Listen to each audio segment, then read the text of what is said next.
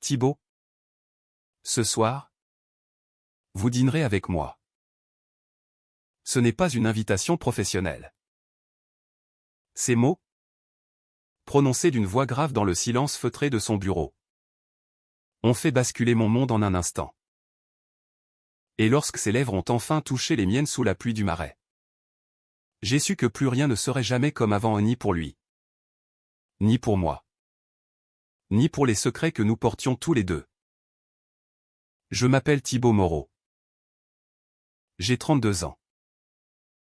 Je suis architecte à Paris, dans l'une des agences les plus prestigieuses de la capitale. Et depuis 3 ans, je travaille pour Théo Valadier, l'homme qui vient de réécrire mon destin d'un seul regard. Tout a commencé banalement. Ou du moins le croyais-je. J'avais été embauché pour mon talent sur les restaurations de monuments historiques. Théo, mon patron, était un homme impressionnant, 37 ans. Charismatique. Divorcé. Père d'une petite fille de 8 ans nommée Élise. On le disait exigeant, parfois impitoyable en affaires. Mais ceux qui le connaissaient vraiment savaient qu'il cachait une sensibilité profonde derrière sa façade froide. Moi, j'avais toujours vécu discrètement.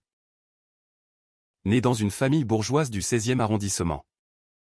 Élevé entre les livres de ma mère professeure de lettres et les absences de mon père diplomate. J'avais appris tôt à garder mes désirs enfouis. J'aimais les hommes. Oui. Mais je ne l'avais jamais clamé. Pas à Paris. Cette ville si libre et si cruelle à la fois. Où les apparences comptent autant que la vérité. À l'agence Valadier et Associés. Rue de Varennes. J'étais devenu le collaborateur privilégié de Théo. Nous passions des heures ensemble sur des chantiers, l'église Saint-Augustin. Un hôtel particulier du 18e. Nos discussions s'étiraient tard le soir. Autour de plans étalés sur son bureau en acajou. Éclairé par la lampe art déco. Je remarquais tout chez lui, la façon dont il fronçait les sourcils en réfléchissant. La cicatrice discrète sur sa tempe. Le sourire rare qui illuminait soudain son visage quand une idée le touchait. Je me disais que c'était de l'admiration professionnelle. Je me mentais éhontément. Ce soir-là. Fin novembre.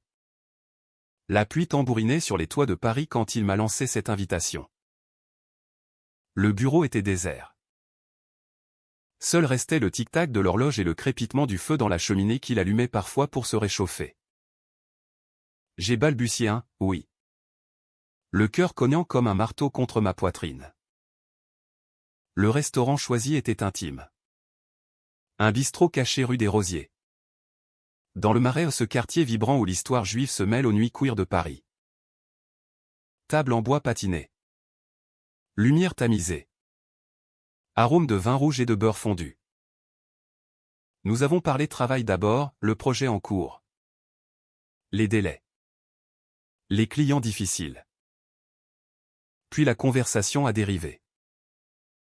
Vous avez une sensibilité rare. Thibaut, a-t-il dit en posant son verre de Bordeaux. Vos dessins ne sont pas seulement techniques. Ils respirent.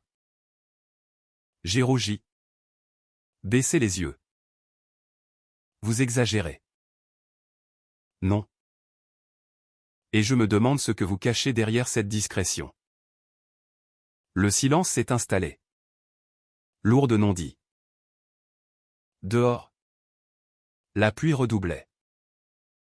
J'ai pensé à toutes ces nuits où j'avais imaginé ses mains sur moi.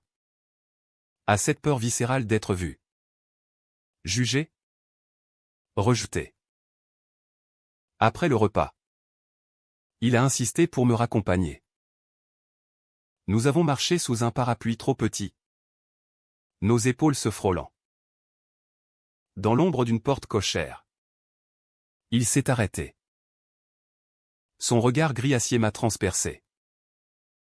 Puis il m'a embrassé. Ce baiser fut lent. Hésitant d'abord. Puis affamé. Ses lèvres chaudes contre les miennes. Le goût du vin. La pluie sur nos visages. Mon corps entier a tremblé. J'ai fermé les yeux et pensé, enfin. Mais au fond de moi, une voix murmurait déjà que ce bonheur serait payé cher. Les semaines suivantes furent un vertige. Nous nous voyions en secret, café tardif dans le quartier latin. Promenade nocturne le long de la Seine où les lumières des ponts dansaient sur l'eau noire. Nuit volée dans son appartement haussmannien du 7e. Avec vue sur la tour Eiffel scintillante. Théo était attentif.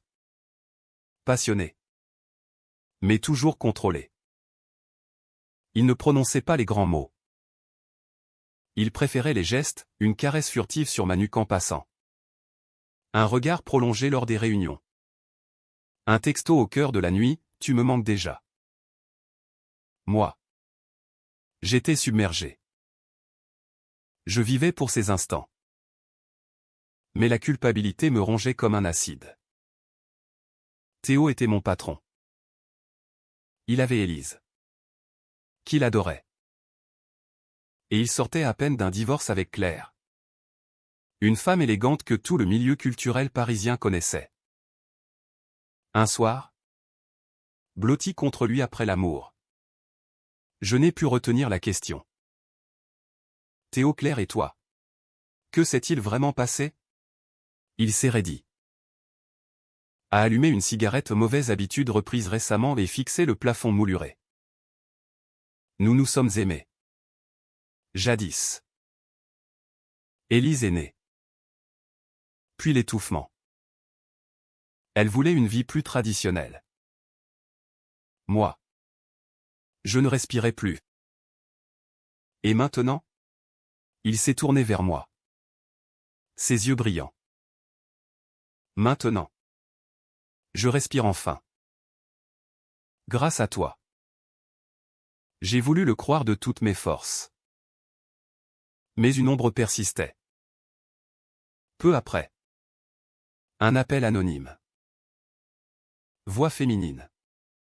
Froide, demandait à Théo ce qu'il cache. Pourquoi il a quitté Claire si brutalement? J'ai raccroché. Tremblant.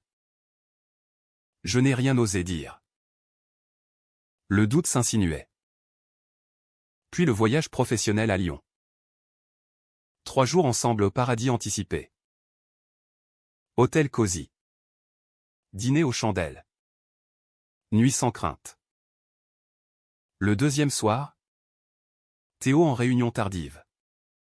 Son téléphone oublié vibre. Je regarde. Message de Claire, Élise te réclame. Moi aussi. Parfois. Reviens-nous. Théo. Je fais défiler. Des dizaines de messages tendres. Photos d'Élise. Mais aussi de Claire souriante. Et le pire, réponse de Théo une semaine plus tôt, je réfléchis. Pour Élise. Le monde s'effondre. Il jouait double jeu? Moi. Simple parenthèse avant le retour à la norme. Quand il rentre? Je suis prêt. Valise bouclée. Explique. Son visage se décompose. Thibaut, ce n'est pas ce que tu crois. Tu envisageais de retourner avec elle? Pendant que tu me faisais croire. J'étais perdu. Élise a besoin de stabilité. Claire. Et moi? Une expérience? Larmes. Cris. Je pars sous la pluie torrentielle de Lyon. Cœur brisé en 1000 éclats. De retour à Paris. Je prends un congé. Je m'enferme à Montmartre. Dessine seul. Écoute Brel et Piaf jusqu'à l'aube. Bois trop. Amis inquiets. Mère insistante. Je tais tout. Un mois plus tard. On sonne.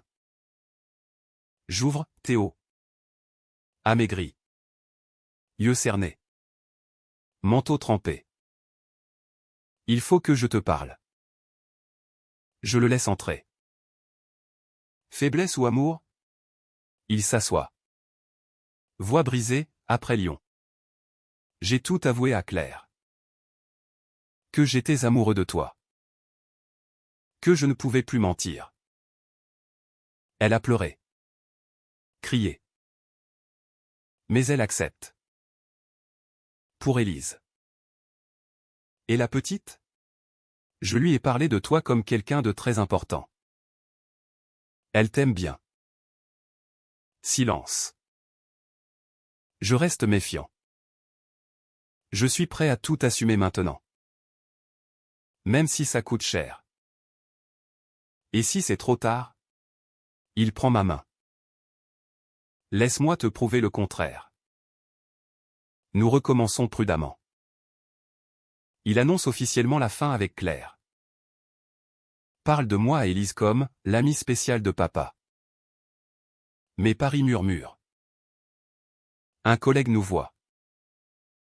Photo floue circule. Article anonyme, le patron et son collaborateur. Client menace de partir. Invoquant, valeur familiale. Théo tient bon. Mais je vois la souffrance. Un soir, il m'appelle en larmes, chose inédite. Le conseil veut ma démission. J'accours. Nous nous effondrons ensemble. Je refuse. Je crée ma propre structure. Avec toi. Et si nous perdons tout? Tant que je te garde? Rien n'est perdu. Puis la bombe explose. Claire débarque à l'agence. Crie derrière la porte close. Elle sort ravagée. Théo m'avoue, Claire est enceinte. De lui. D'une nuit de faiblesse juste avant notre histoire. Quand il doutait encore. Choc absolu. Je l'ai appris il y a un mois. J'avais peur de te perdre. Trahison plus profonde encore. Tu aurais dû me le dire dès le début. Je sais. Et maintenant? Je reconnaîtrai l'enfant. Je serai père. Mais je ne retourne pas avec elle. Je t'aime. Toi. Mais le scandale éclate. Journaux à sensation, triangle amoureux chez Valadier. Photo volée. Agence cool. Théo poussé dehors. Je démissionne. Nous nous retrouvons ruinés. Réputation ternie. Je fuis en Bretagne chez une tante. Marche solitaire sur falaise venteuse. L'amour vaut-il tant de ruines? Théo m'envoie une lettre manuscrite. Thibaut. Je ne demande pas pardon. Seulement une chance de construire du vrai. Je vends tout. Crée un atelier indépendant. Sur des projets sincères. Je veux être honnête enfin. Avec les enfants. Le monde. Et surtout toi. Si tu reviens. Je t'attends. Sinon. Je comprendrai. Je t'aime. Théo. Larmes sur le papier. Sa sincérité me transperce enfin. Je rentre un matin de printemps. Marronnier en bourgeon. Je vais chez lui. Il ouvre. Épuisé mais lumineux. Je l'embrasse sans un mot. Nous reconstruisons. Atelier dans un ancien entrepôt du 19e. Verrières immenses. Projet modeste mais vrai, restaurations associatives. Habitat solidaire. Élise vient souvent. M'appelle, Titi. Dessine des maisons avec deux papas. Louis naît. Garde alternée apaisée avec Claire. Nous affrontons rejets familiaux. Pertes financières. Mais aussi soutien, lettre de jeune gay remerciant notre courage. Invitation à parler diversité. 2 ans plus tard. Mariage civil à la mairie du Marais. Élise porte alliance. Louis gazouille dans bras de Claire. Dîner ensuite au bistrot rue des Rosiers. Pluie fine. Comme au premier soir. Sous la table. Il serre ma main. Je ne regrette rien. Murmure-t-il. Tout nous a menés ici. Moi non plus. Paris brille dehors. Je me sens libre. Enfin. Notre amour a traversé mensonges. Trahison. Sacrifice. Il en est sorti plus fort. Plus humain. C'est notre victoire.